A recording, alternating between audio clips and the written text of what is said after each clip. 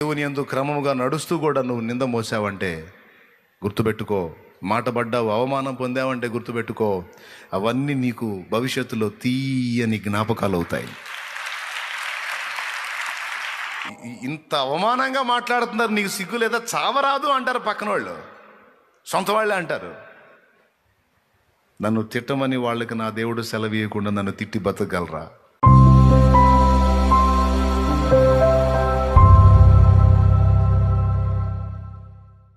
అప్పులు ఉన్నాయి, తెలుసు ఆయనకి. నీవు అప్పులు చేసుకున్నావు, తెలిసి చేసావు, తెలియజేసావు, చేసావు. ఉన్నాడు ఆయన, చూస్తున్నాడు కదా. ఆ రుణాల సెగలో నువ్వు నేర్చుకోదగ్గ పాఠం అయిపోయిన తర్వాత ఉంచమన్నా ఉంచడు, అంతే. వాటి గురించి నువ్వు ఆలోచించొద్దు. ఆలోచించి ఏం చేసుకుంటావు? మన మచిలీపట్నంలో చెప్పా, అప్పులు ఉన్నోళ్ళు దిగులు పడ్డారంటే ఇచ్చినోళ్ళు ఎగబడతారు. పొరపాటును కూడా దిగులు పడద్దు, ఇంకా కళగా కనపడండి, మిమ్మల్ని అడగరు వాళ్ళు. దేవునికి స్తోత్రం. అంతే, అడగరు. నువ్వు అట్లా కాకుండా దిగులు వేసుకొని శుభ్రమైన వస్త్రాలు కాకుండా దరిద్రగొట్టు అవతారం చూపించి విషన్న వదనంతో తిరిగావనుకో, వాళ్ళకి డౌట్ వచ్చి వీడికి మొత్తం ఆరిపోయినట్టున్నాడు, మన ఇవాళ మరి ఇస్తాడో సత్తాడో తెలియదు, వీడేదో మొత్తానికి అయిపోయేటట్టున్నాడు, ముందు ఇంట్లో ఏదైనా తెచ్చుకుందామని ఎగబడతారు. అట్లా కాకుండా నువ్వు ఇంకొంచెం ఆర్భాటం కనపడు, ఏదో మొత్తానికి గట్టి వ్యవహారం జరుగుతున్నట్టుంది, లేకపోతే మనిషి టిప్ టాప్గా ఉంటున్నాడు కదా అనుకుని, ఏంది ఎప్పుడు ఇస్తా అంటారా, ఇద్దాంలే, సరే సరే.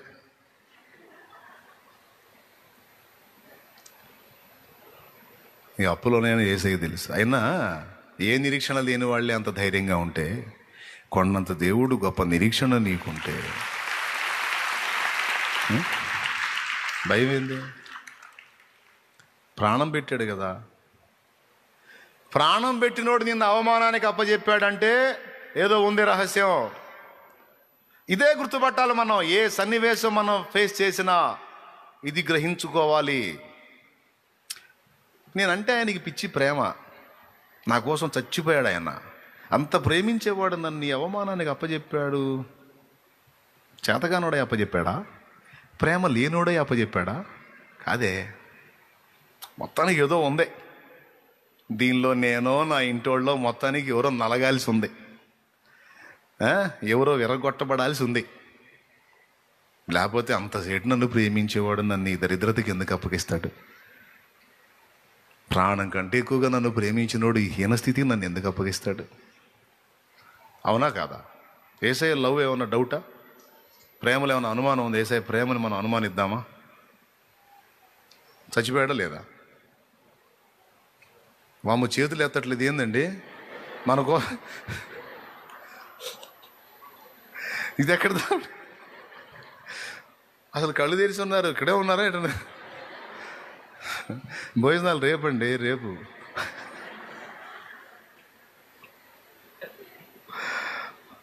ఇదేందో ఉపవాసం ఉన్నప్పుడు మంచి మంచి వంటలన్నీ మన ముందుకు వస్తాయి.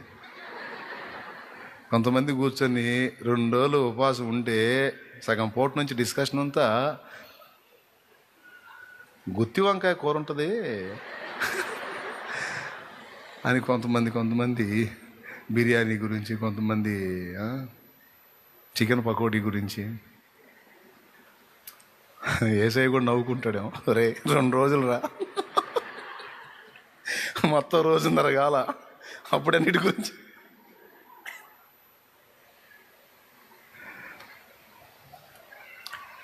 పిల్లరా, నేను జాగ్రత్త. చచ్చిపోలే మన కోసం ఆయన. ఒక్కసారి ఆలోచించు, కొద్దిగా మనసు పెట్టి. ఇంతసేటు నా కోసం చేశాడే, ఎన్నోసార్లు నాకు చెప్పాడే, నువ్వంటే నాకు ప్రాణం కంటే ఎక్కువ అని ఎన్నోసార్లు నాకు వాగ్దానం చేశాడే, నన్ను ప్రేమించాడే. అది అబద్ధం కాదే. ఇంత ప్రేమించినోడు మరి ఈ పరిస్థితికి నన్ను అప్పగించాడంటే మొత్తానికి ఏదో నా ప్రయోజనమే ఉంది, నా మేలే ఉంది, నా మంచే ఉంది, నా ఉపయోగమే ఉంది, అంతే. ఆయనేమో నా మీద కక్ష పట్టాడు, పిచ్చి నేనంటే ఆయనకి. దావీదు అదే అంటాడు. షిమి అనేవాడు దావీదు మీద దుమ్మెత్తి పోస్తుంటే యోవాబు అభిషేక్ ఇద్దరు కోప్పడతారు. రాజువైన నిన్ను చచ్చిన కుక్క వంటి వాడైన వాడు అంత లేసి మాట్లాడినంటే నీకు రోషం లేదా? ఒక్క మాట ఉమను, వాడిని చేరబోయి వాడి తల తీసి నీ కాళ్ళ దగ్గర తెచ్చేస్తా ఉంటా.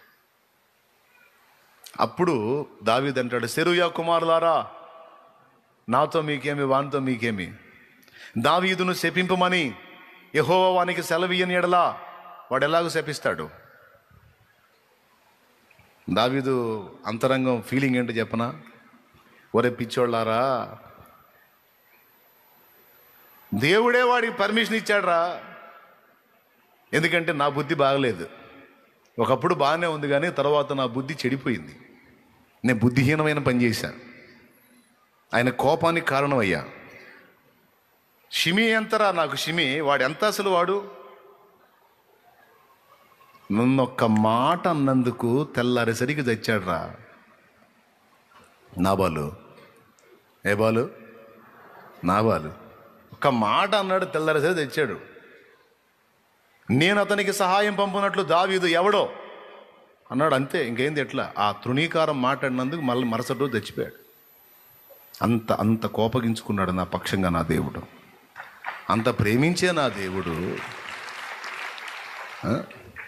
నన్ను ఈడు తీసుకొని చంపడానికి బయలుదేరిన సౌలును 2 పర్యాయాలు నాకు అప్పగించాడు. ఎన్నో ఘట్టాలలోంచి నన్ను దాటించుకుంటూ నాకు తోడై ఉండి నన్ను హెచ్చించాడు ఆయన. అలాంటి దేవుడే నన్నంత ప్రేమించి నన్నంత పిచ్చిగా గుండెకు హత్తుకున్న నా ప్రభు ఈరోజు వీడు ఇంత తిడతన్నా మౌనంగా ఉన్నాడంటే వాడిది కాదు తప్పు, ఆయనది కాదు, నాదిరా. తిట్టనియండిరా, వాడిని అన్నయండిరా. ఆయనకి ఇప్పుడు నా మీద కోపం ఉంది. ఈ దరిద్రుడు తిడితేనన్నా ఆయనకి నా మీద జాలి వచ్చిద్దేమో, తిట్టనియండిరా అన్నాడు. అది తెలివి. నువ్వు అప్పులు ఇవ్వాలా, వచ్చి తిడుతున్నారు, నువ్వేమనాలా? ప్రభా ఈ మాటలు పడలేను నాయన, తాడేసుకుంటా ప్రభా, తాడేసుకుంటా అంటావా? తాడేసుకుంటా, వేసుకో, పాతాళానికి పో, నరకానికి పోదు. కానీ అదే అనాలి నువ్వు? ఇంత అవమానంగా మాట్లాడుతున్నారు, నీకు సిగ్గు లేదా? చావరాదు అంటారు పక్కన వాళ్ళు, సొంత వాళ్ళే అంటారు. నన్ను తిట్టమని వాళ్ళకి నా దేవుడు సెలవీయకుండా నన్ను తిట్టి బతకగలరా? తిట్టనియండి, అవమానపరచనియండి. ఈ అవమానాల వలన నా దేవుని దయ, జాలి, కనికరం నా మీదికి వస్తుందే. ఆయనే నన్ను ప్రేమించి నా తల పైకెత్తుతాడు. హల్లెలూయా, హల్లెలూయా. నేనేం బాధపడను, నేనేం ఫీల్ కాను. ఈ అవమానాలన్నీ నాకు పూదండలు అవుతాయి. అన్నాయండి. ఒక సీనియర్కు ఉండాల్సిన పట్టు. ఇప్పుడు మీరు సీనియర్లో జూనియర్లో మీ ఫీలింగులు, మీ డైలాగులే సాక్ష్యం ఇస్తాయి సమస్య వచ్చినప్పుడు. మీది ఏమేం కొటేషన్లు మాట్లాడుకుంటున్నారో అయ్యే సాక్ష్యం ఇస్తే నువ్వు సీనియరో జూనియరో. జూనియర్ అనుకో వాటి గురించి గందరగోళం అవుతాడు, ఎందుకంటే దేవుని సంగతులు తెలియవు కాబట్టి. సీనియర్ అనుకో దావీదులాగా స్పందిస్తాడు.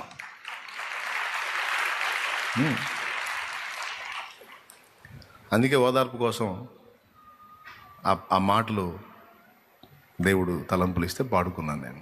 నీవు మోసిన నిందకు ప్రతిగా పూదండ ప్రభు ఇస్తాడు.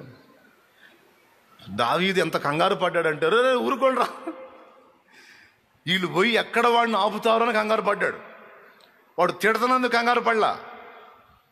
ఎందుకో చెబుతా. షిమి తిడితే దావీదు ఎందుకు కంగారు పడలేదు చెబుతా. వాడు కాదు, వాళ్ళంటి వాళ్ళు 100 మంది తిడితే మాత్రం దావీదు ఇమేజ్ డౌన్ అయిద్దా? ఏనుగాడా కుక్కాడా? ఏనుగు దాని పర్సనాలిటీ మొత్తం కలిపి దాని కాల్లో అడుగు భాగం అంత ఉండదు ఈ కుక్క. కానీ ఏనుగును చూస్తే ఎంత గందరగోళంగా అరిసిద్దో, గోలగోలు చేసింది కదా. ఇది అరిసిందని ఏనుగు గౌరవం పోయిద్దా? ఏనుగు ఇమేజ్ పోయిద్దా? ఇమేజ్ పోగపోగా దీన్ని నరుపు దెబ్బకు జనం వచ్చి చూస్తారు, ఏందో వచ్చిందిరా బయట అని. షిమి లాంటి వాళ్ళు 100 మంది తిట్టినా దావీదుకి టెన్షన్ లేదు, ఫీలింగ్ లేదు, బాధ లేదు. ఆడ తిట్టాడని నేను బాధపడేది ఏంది? తిడితే తిట్టనే న్యాయమే, నేను మంచివాడిని కాదు, తిట్లు కరెక్టే నాకు. అనుకున్నాడు. రెండవది, వాడు తిడితే నేను ఫీల్ అయ్యేది ఏంది? గురువు బాబు, మీ తొందరపడి ఆపకంటారా నాయన, వాడు తిట్లు ఆపాడంటే మళ్ళీ ఆయన కనికరం పోయిద్ది. వాడు మనసారా తిట్టనండి నన్ను. ఎందుకంటే ఆ తిట్లు నాకు నొప్పి పుట్టించవు. నన్ను ప్రేమించాడు ఒకడు, హృదయపూర్వకంగా ప్రేమించాడు. నేనంటే పిచ్చి, ఆయన ఒకడు చూస్తున్నాడు ఇన్ని. వాడు తిట్టిన తిట్లకి ఖచ్చితంగా ఆయన కనికరం వచ్చింది నా మీదకి. ఎందుకంటే నేనంటే ఆయనకి ఇష్టం, నేనంటే ఆయనకి అమితమైన ప్రేమ. నేనన్నా వదిలేస్తా కానీ ఆయన వదలడు. నాకు తెలుసు ఆయన సంగతే. తప్పు చేశాను, దెబ్బలకు అప్పగించాడు. ఆయన వైపే మళ్ళుకున్నాను, ఆయన దయనే కోరుతున్నాను. వీడు అన్నందుకైనా సరే తిరిగి నన్ను సింహాసనం ఎక్కిస్తాడు నా దేవుడు. బిడ్డలారా, అవమానాన్ని స్వీకరించాల్సిన పద్ధతి ఇది. నువ్వు గందరగోళమై ఇంట్లో వాళ్ళని గందరగోళం చేయటం కాదు. దేవుని ఎరిగి దేవుని యందు క్రమముగా నడుస్తూ కూడా నువ్వు నింద మోసావంటే గుర్తుపెట్టుకో. మాట పడ్డావు, అవమానం పొందావంటే గుర్తుపెట్టుకో, అవన్నీ నీకు భవిష్యత్తులో తీయని జ్ఞాపకాలు అవుతాయి.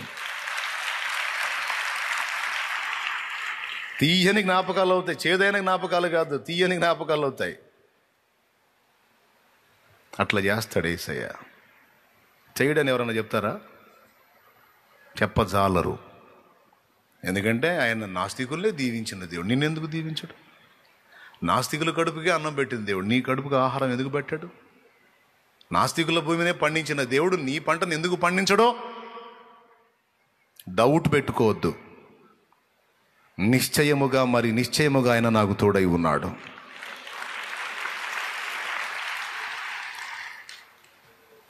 ఏమంటారు?